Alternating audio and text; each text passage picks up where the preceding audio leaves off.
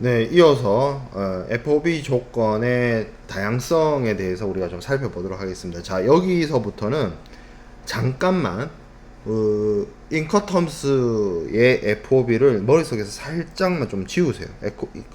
지금 여기서부터 하는 이야기는 인커텀스 상의 FOB하고 완전 다른 이야기를 합니다. 물론 끝에 가서 돌아와요. 인커텀스에서 말한 FOB가 조금 있다가 한 20분 뒤에 있다가 돌아옵니다. 그 전에 지금 부터 하는 이야기는 분명 FOB인데 여러분들이 아는 FOB가 아닐 겁니다.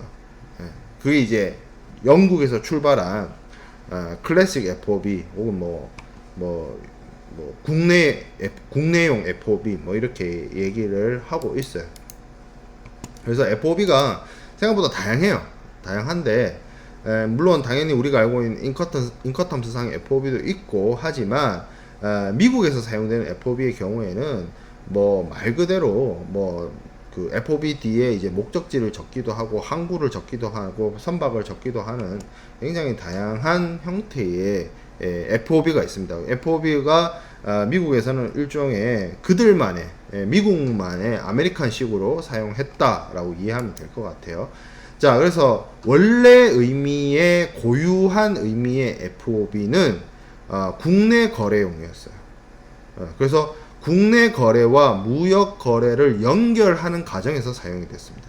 원래 오리지널은 진짜 FOB의 조상님, 조상 FOB, 할배 그런 FOB.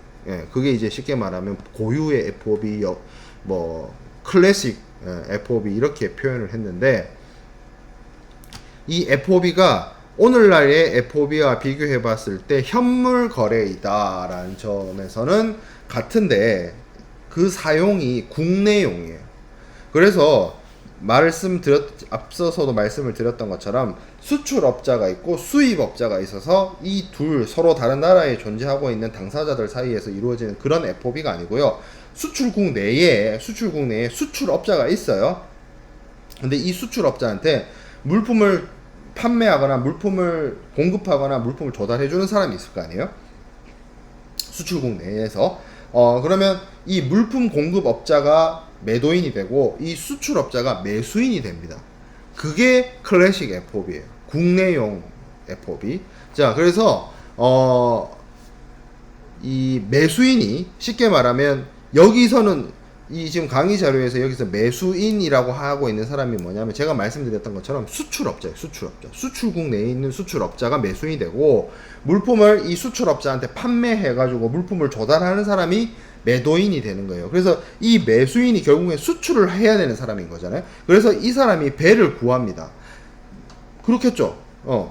내가 저 사람한테 물건 사가지고 물건 떼다가 외국에 갖다 팔기 위해서는 내가 배를 마련해야 되죠. 그리고 뭐도 받아야 돼요. 내가 저 사람으로부터 물건을 사가지고, 저 사람은 물건 만드는 사람이기만 하고, 국내에서 공장, 길드 가지고 있어서 물건을 만드는 사람인데, 내가 저 사람한테서 물건을 사가지고, 내가 바다 건너에 있는 다른 나라에 물건을 팔겠다라고 한다면, 배도 내가 마련해야 되고, 운송표도 내가 마련해야 되고, 쉽게 말해서 수출 통관도 내가 해야 되는 거야.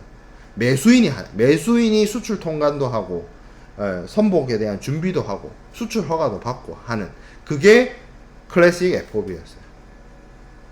근데 요게 요렇게 국내 거래에서 쓰던 거를 수출 국제 무역으로 가져오면서 오늘날 여러분들이 알고 있는 인커텀스 상의 FOB가 된 거예요. 요런 과정을 거쳐서. 그래서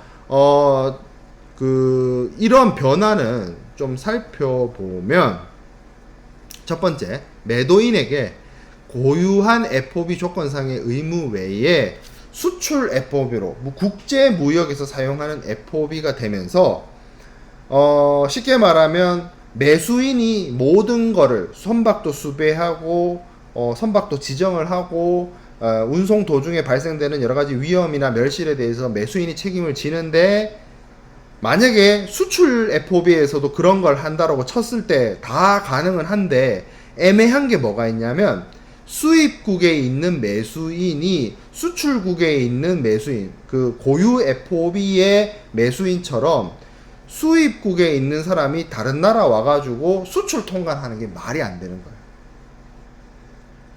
그래서 이게 국내용 FOB에서 수출용 FOB로 바뀌면서 바뀌는 점이 뭐냐면 매수인이 수출 통관하는 거였어. 왜냐하면 수출업자였기 때문에 이 사람이. 근데 이제 매수인이 수입업자가, 그러니까 매수인이 수출업자였다가 매수인이 수입업자로 바뀌면서는 이 매수인이 수출국 내에 와가지고 수출 통관하는 게 말이 안 되게 되는 거죠. 그러면서 바뀝니다. 수출 FOB로 바뀌면서 수출 통관의 부담이 매도인으로 바뀌어요.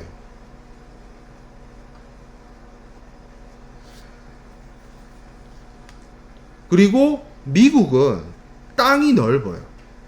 그래서 우리가 알고 있는, 쉽게 말하면 영국 같은 경우에는 영국의 국내 FOB라고 치면 쉽게 말하면 맨체스터에 있는 그 면직물 만드는 업자가 매도인이 되고 리버풀 항에 있는 무역업자가 매수인이 돼서 맨체스터에서 리버풀 그 짧은 거리를 거래를 하는 건데 미국은 땅덩어리 사이즈의 규모가 다른 거예요. 쉽게 말해서 뭐 조지아주 저런 데서 목화 만들어 가지고 뉴욕항에서 수출을 한다라고 그런 정도의 거리예요. 그러다 보니 이게 내륙 수송을 해야 돼요. 필수 불가결하게 해상 운송보다는 내륙 운송, 내수로 운송 이것이 더 커집니다. 그러다 보니 미국에서 FOB라고 하면은 이게 선적지 매매가 아니라 그 양육지 매매의 성격을 갖게 됩니다. 그런 성격이 있는 거예요. 그런 성격이 있어서 미국에서 말하는 미국의 FOB 이거는 굉장히 오늘날의 FOB 여러분들이 알고 있는 FOB하고는 다른 FOB를 가지고 있다는 점. 근데 인커텀스 2010, 2020으로 넘어오면서 차이점 그리고 주지할 만한 사실 중에 하나가 인커텀스 2000까지만 하더라도 미국은 미국 FOB를 썼어요. 미국의 계정 협회 정형거래 조건을 썼어요. 근데 이제 인커텀스 2010, 2020에 오면서는 미국도 서서히 이 인커텀스 상의 FOB를 인정하고 서서히 보편적으로 받아들이는 입장으로 선회하고 있습니다. 그리고 여러분들도 미국에서 알고 있는 미국식 FOB라는 게 뭐 제가 수업을 통해서 여러분들한테 소개를 해서 그렇지 사실 잘 모르는 사람들이 태반이고 잘 알려지도 않았어요. 국내에서는.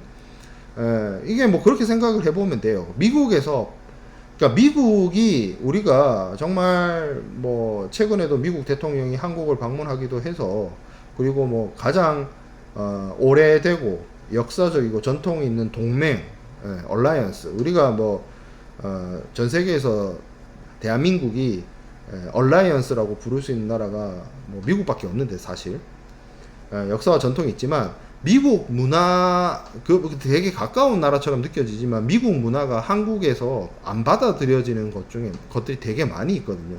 미국에서 엄청 인기 있는데 한국에서는 뭐 전혀 반응이 없는 뭐 문득 드는 생각이 미식 축구 같은 거 한국은 축구를 훨씬 더 좋아하죠. 그리고 야구 야구는 한국도 인기 있고 미국도 인기 있네요. 뭐 그렇게 생각을 해볼 수 있는데 축구 같은 경우에는 한국은 영국식 축구라 그러면 영국 전 세계 사람들이 좋아하는 거니까 뭐 그걸 영국식 축구라고 말하면 좀 웃기죠. 그냥 미국식 그러니까 미식 축구는 미국만 하니까 그게 진짜 미국식 축구라고 별도로 붙이는 게 맞겠죠. 그러니까 쉽게 말하면 우리가 손흥민이 득점왕을 하고 우리가 올해 카타르에서 월드컵을 한 그 축구가 여러분들이 알고 있는 인커텀스 상의 FOB면 그 이제 중무장 해가지고 막 이 달려들고 막 태클 걸고 막 슈퍼볼 하는 그 미식 축구가 아메리칸 풋볼이 소위 말하는 미국식 FOB인 거예요. 다르다. 이 내용이 조금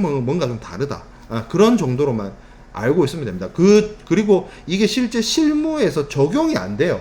국내 거래에서 국내에서 사용되는 무역 거래나 이런 데에서 미국식 FOB를 쓰는 경우가 없습니다. 그렇기 때문에 여러분들은 이 우리가 알고 있는 인커텀스 상의 FOB와 다른 뭔가가 있다. 미국식 FOB가 있다. 근데 이제는 서서히 미국 사람들도 잘 안 쓴다. 요 정도로만 정리를 하면 될 것 같고 그리고 그 미국식 FOB에는 FOB가 하나만 있는 게 아니라 종류가 여러 개가 있어요. 선적지를 쓰는 게 있고, 그러니까 쉽게 말하면 인커텀스 상의 11가지 정형거래 조건이 있잖아요. FOB도 있었고, CIF도 있었고, CFR도 있었고, DAT도 있었고, DPU도 있었고, DDP도 있었잖아요. 그거 다 FOB로 쓴다고 생각해보세요. 예, 그래서 선적항에서 물건 인도하는 FOB, 양육지에서 물건 인도하는 FOB, 양육항에서 물건 인도하는 FOB, 이렇게 쓴 거예요, 미국 사람들은. 그게 미국식 FOB입니다. 미국류 FOB. 자, 그러면 이제 미국 얘기는 그만하고, 이제 더 이상 미국식 FOB 이제 할 얘기 없어요. 자, 영국식 FOB만 놓고 보면, 영국식 FOB는 두 종류가 있는 거예요, 두 종류가. 제가 미식 축구 얘기를 했으니까 축구 얘기까지 계속 합시다.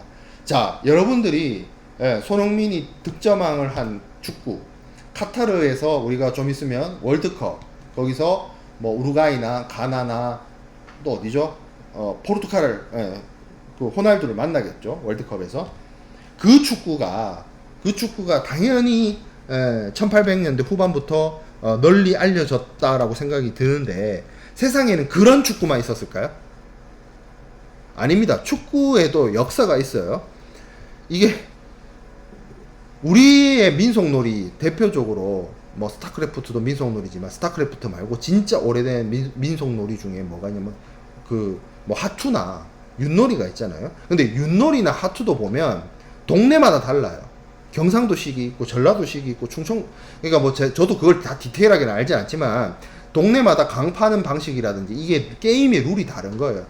그러면 영국도 축구의 종주국이라고 하는데, 그게 영국이 잉글랜드도 있고 스코틀랜드도 있고 그리고 뭐 웨일즈도 있고, 그리고 잉글랜드 내에서도 보면 가만 보면 그 영국의 남부하고 영국의 서부, 웨일즈 쪽 그쪽하고 뭐 코널 뭐 그런 쪽, 켄트 뭐 그쪽하고, 그리고 우리가 이제 북부, 영국에서 말하는 북부라고 하면 거기 뭐 요크라든지 뭐 축구팀으로 말하면 뉴캐슬이나 뭐 이런 팀 있잖아요.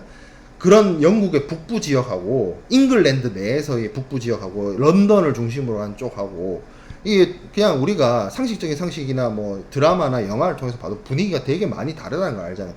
그러면 영국 북부에서 하는 그 공놀이와 런던에서 하는 공놀이가 200년, 300년 전에 같았겠냐고요. 달랐을 겁니다. 오히려 오늘날의 럭비와 비슷한 식의 축구도 있었을 거예요.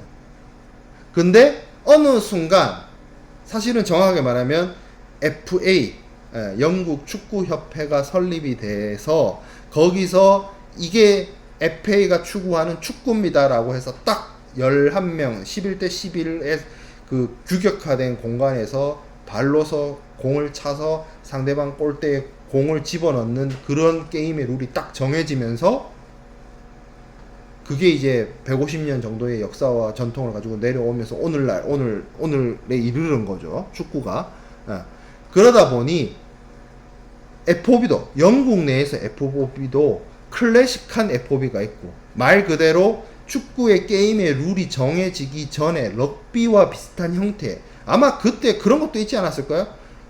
저 멀리서 손흥민처럼 이렇게 가마차서 골을 넣으면 1점이 아니라 2점 주고, 아니면 하프 라인쯤에서 공을 차면 뭐 3점을 주고, 뭐 그런 축구도 있을 수도 있잖아. 이거는 그냥 추측이에요. 제가 그냥 농담으로 하는 얘기고, 그런 실제로 그건 잘 모르겠어요. 제가 뭐 축구의 역사학자도 아니고. 어쨌든 그 FOB도 영국 내에 오리지널하고 클래식한 FOB가 있고, 요것을 변형한 수출 FOB가 있는 겁니다. 미국의 FOB는 여러 종류가 있었는데 10가지 가까이 있었지만, 영국은 클래식과 수출용 FOB 두 가지가 있는 거예요. 자, 여기서의 클래식 FOB는 제가 앞서 말했던 것처럼 매도인이 국내 공급업자고 매수인이 수출업자가 됩니다. 국내용 그러니까 시작 자체가 수출 무역 거래를 위해서 FOB를 만든 게 아니에요. 국내 거래용으로 사용하기 위해서 FOB를 만들었어요. 요거를 들고 그대로 가가지고 무역 거래에 적용하면서 수출 FOB가 된 겁니다. 이게 먼저고 요게 뒤에예요. 그래서 이 국내용 FOB가 클래식입니다. 그래서 이 FOB가 쉽게 말해서 1812년부터 등장을 하는데 이 당시에는 영국 국내에서 물품 공급자, 즉 다시 말하면 물품을 제조하거나 하는 사람이 매도인이 되고 국내에서 이 물품을 사가지고 외국에 갖다 파는 수출업자가 매수인이 되는 그런 방식이었어요. 그래서 이게 오늘날의 수출용 FOB와 다소 차이가 있습니다. 그래서 매도인은 당연히 국내에 앉아가지고 수출 무역 거래하는 사람한테 물건 팔기만 하면 됐기 때문에 선박을 수배할 일도 없었고요. 선박을 뭐 어떻게 해가지고 물품에 뭐 선화증권을 취급하거나 그럴 일이 절대 없었어요. 그냥 매수인이 선박 수배를 하고 뭐 하면 됐던 겁니다. 그리고 이 매수인이 수출 허가를 받고 해야 됐던 거예요. 그래서 이걸 그림으로 보면 이런 형태가 있는 거죠. 요렇게 할 때 이거 두 개 다 클래식 FOB입니다. 근데 이제 첫 번째 경우는 갑이 있고 을이 있고 해서 국내에서 이 사람이 여기가 이제 맨체스터가 되고 여기가 리버풀이 되는 거예요. 이렇게 물건을 가지고 가서 요 리버풀 항에서 물품을 선적을 해가지고 이 사람이 알아서 수출 거래하는 거고.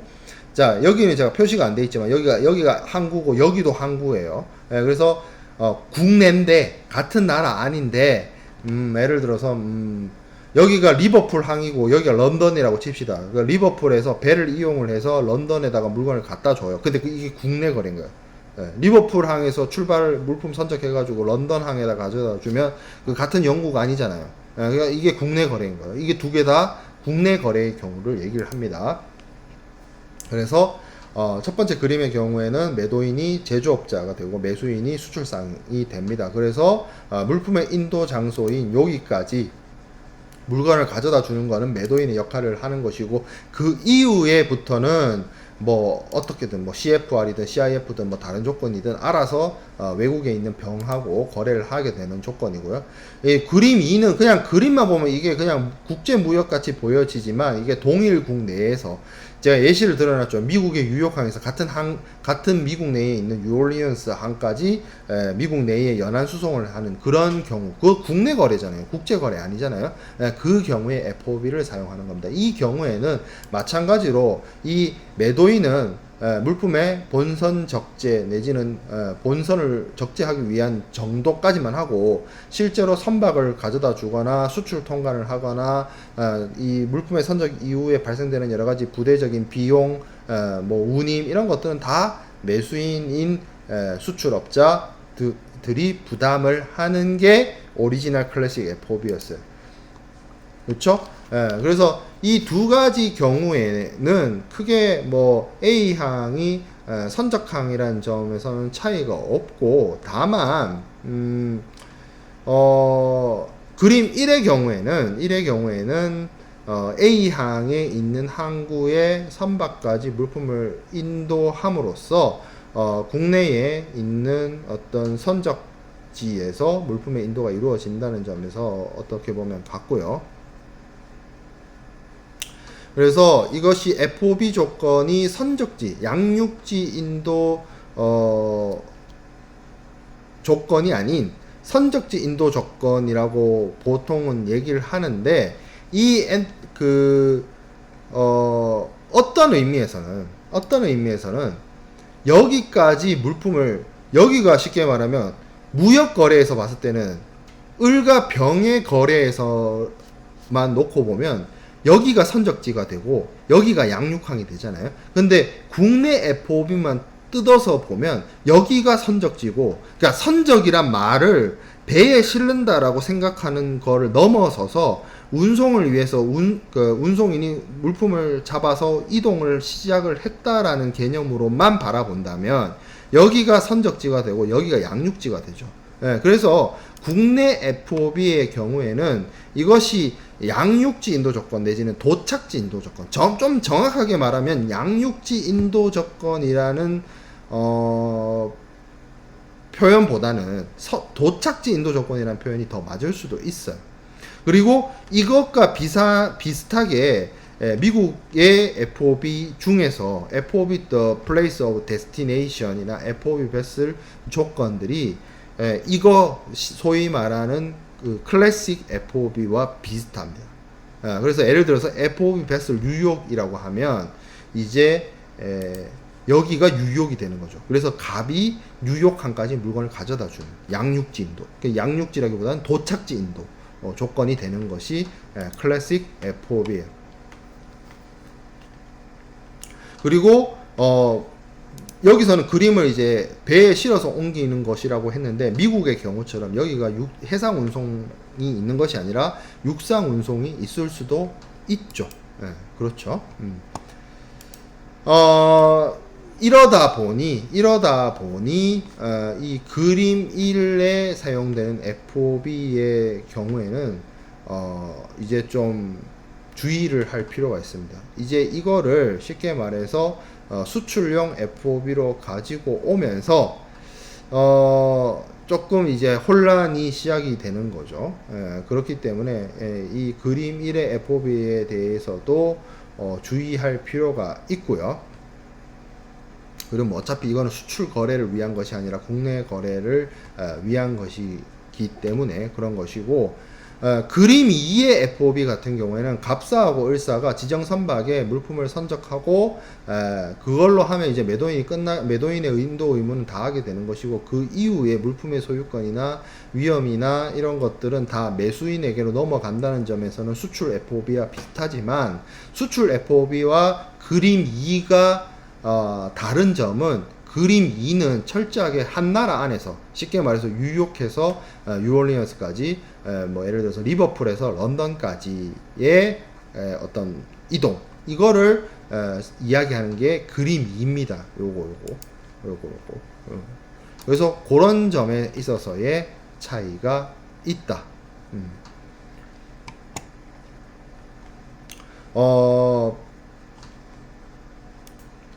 그림만 놓고 봤을 때, 뭐, 뒤에서 수출 FOB를 얘기를 하겠지만, 이게 이제 그 수출용 FOB죠. 이 수출의 FOB하고 비교해 봤을 때, 이 그림 2의 FOB는 큰 차이가 없다라고 느껴질 수도 있어요. 이것이 국내에서만 이루어지느냐, 국제적으로 이동이 되느냐, 그 차이 외엔 뭐 없다라고 생각되어질 수도 있지만, 실제적인 측면에서, 그래서 뭐 도착지에 돌아와서 B항에서, 여기 이제 양육항이죠. 쉽게 말해서 여기죠. 여기에서 물품을 양화하고 뭐 하는 것이 다 매수인이 수행을 해야 된다는 점에서 뭐 수출 FOB와 비슷할 수도 있지만, 이런 부분에 있어서의 좀 차이가 있어요. 그림 2의 경우에 매도인이 B항에서 물품을 인도하도록 특약을 해가지고 B항까지 매도인이 운송을 한다면, 왜 그러냐면, 자, 생각을 해보세요. 여기가 요게 거래고 요게 거래잖아요.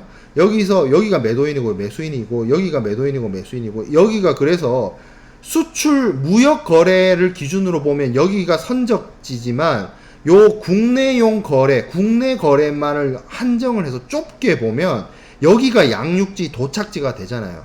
그리고 이 양육지 도착지까지 이 물품의 제조업자이자 매도인이자 이 거래에 있어서의 수출이나 표현을 하지 않게요. 매도인이 여기까지 물건을 가져다 주잖아요. 그 그림의 확장으로 여기 배를 태워서 다른 항구로 들어가서 연안 운송을 해야 된다는 점은 조금 다르지만, 여기 있는 갑 매도인이 여기까지 물품을 가져다 주는 형식으로 거래가 이루어지게 된다면, 그거는 수출 FOB랑 좀 다른 그림이 되는 거죠. 왜? 수출 FOB는 요 배에 실어서 운송하는 주 운송 구간의 운임과 비용과 위험의 부담이 매수인한테 있잖아요. 근데 이거는 이 국내용 클래식 FOB는 이런 측면에서 만약에 양육지 인도 조건, 도착지 인도 조건처럼 사용을 하게 되면 수출 FOB와는 조금 다른 그림이 그려질 수가 있다라는 겁니다. 그리고 그렇게 쓰면 그게 미국식 FOB 중에서 FOB 베스하고 비슷해요. 자, 그래서 혼란스럽죠. 여기까지 이야기해보면 일단 앞에서 미국식 스타일의 뭐 FOB 해가지고 FOB Place of Shipment, FOB Place of Destination, FOB Vessel 뭐 별 희한한 FOB들이 있다는 걸 쭉쭉쭉 들었어요. 그리고 다시 영국으로 넘어와서 영국에는 클래식한 옛날 FOB가 있고 수출용 FOB라는 게 있다라고 했는데 클래식 FOB, 국내용 FOB도 유형에 따라서 1이 있고 2가 있는데 1은 대충 뭔지 알겠어. 수출하기 전에 국내 거래를 저거들끼리 하는 거를 그냥 자기들끼리 FOB라고 해서 하는구나. 거기까지 또 이해가 될 거예요. 근데 두 번째 그림 보면 중간에 배를 태워서 매도인이 매수인한테 보내는데 이게 서로 다른 나라가 아니라 한 나라라고 또 이야기를 하면서 그러면 배에 실어서 보내기 전까지니까 요 앞에 있는 선적항까지 물건 가져다 주면 매도인이 일이 끝나는 것 같아 보였는데 이게 또 국내 거래니까 결국에는 도착지 인도 조건을 달성시키기 위해서 매도인이 배를 태워가지고 B항까지 보내서 B항에서 매수인한테 넘겨주는 이것도 그게 다 매도인의 책임이라고 한다. 그러면 도대체 뭐지라는 생각까지 여기서 딱 들 겁니다.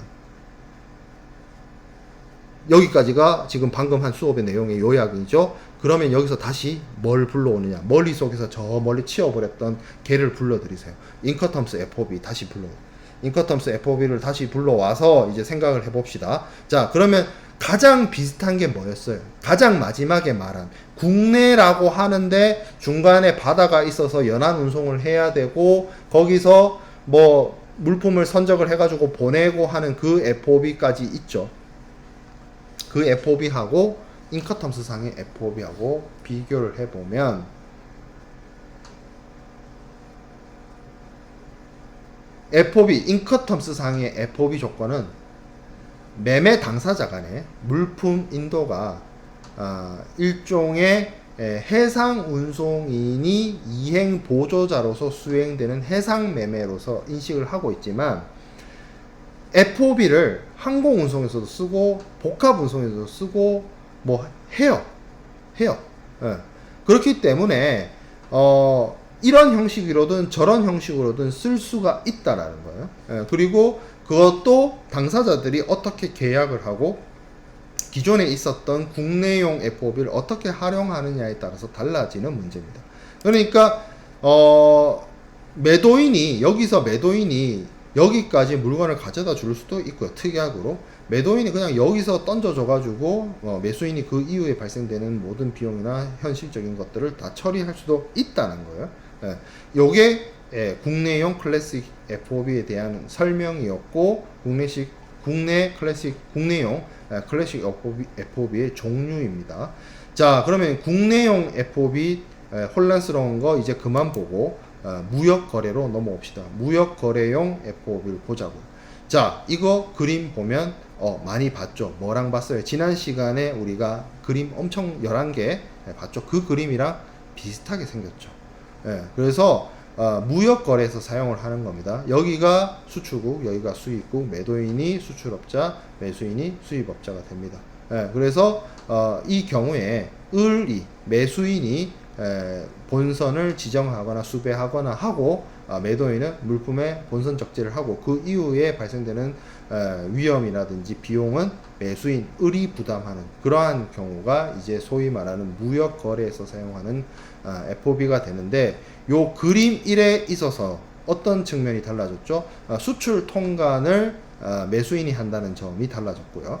그림 2하고 비교해 봤을 때 어쨌든 을이 원하는 대로 여기를 약정하든 매도인과 매수인 사이에서 여기를 약정을 하든 여기를 약정하든 매도인이 물품을 매수인에게 인도해야 되는 측면에서 살펴봤을 때는 여기서 수출 FOB로 넘어오면서 매도인의 역할이 여기까지 물품의 선적항까지로 제한이 되는 거죠. 그리고 그 이후에 발생되는 것은 매수인이 다 한다 라는 측면이죠. 그러니까 이 그림 2와 수출 FOB를 비교해 보면 여기와 여기가 서로 다른 나라다. 여기가 뉴욕이고 여기가 런던이다. 이런 거고 여기는 같은 항구 안에서 하는 것이고 거기에 따라서 매도인의 역할과 매수인의 역할이 조금 달라진다. 그러니까 좀 요약을 해서 말하면 국내용으로 사용되는 거를 이렇게든 아니면 이걸 가지고 비틀어서 특약을 하든 이거를 이러한 간섭을 국제거래에서 사용을 하기 시작했고 국제거래에 사용을 함에 따라 거기에 맞춰서 간섭을 변화시켰다 라고 이해하면 될 것 같습니다. 그래서 인커텀스 규정에 따르면 매도인은 자기의 위험과 비용으로 수출 통과를 한다. 이게 국내용 FOB와 가장 큰 차이점이죠. 그래서 그걸 하고 여러 가지 제반 서류들 뭐 이런 것들 준비를 하고 해서 물품을 매수인에게 넘겨야 되는 것이고요.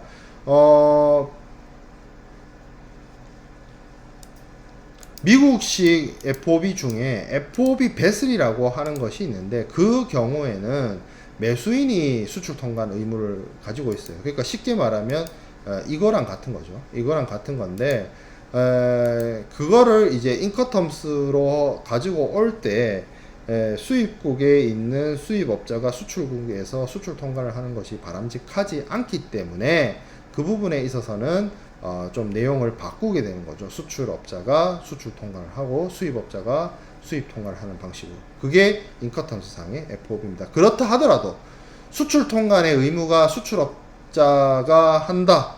그리고 매수인이 수출 통관을 하지 않는다 하더라도 매수인이 선복을 확보하고 선박명이나 선박장소 이런 것들을 지정을 해가지고 매도인에게 알려주고 통지하고 그리고 매도인은 매수인이 지정한 선박의 물품을 적재하고 하는 것은 이 뭐 근본적인 FOB의 본질에 따라서 당연히 이루어져야 되는 부분이 되겠습니다.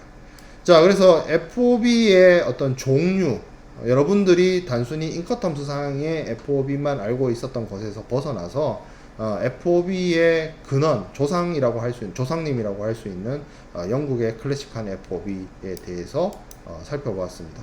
자, 그러면 오늘날 현실로 실무적인 관점으로 돌아왔을 때 FOB가 실제 실무에서 사용되는 부분에 있어서 어떤 다른 점이 있는지는 수업 내용을 좀 끊어서 이어가도록 하겠습니다.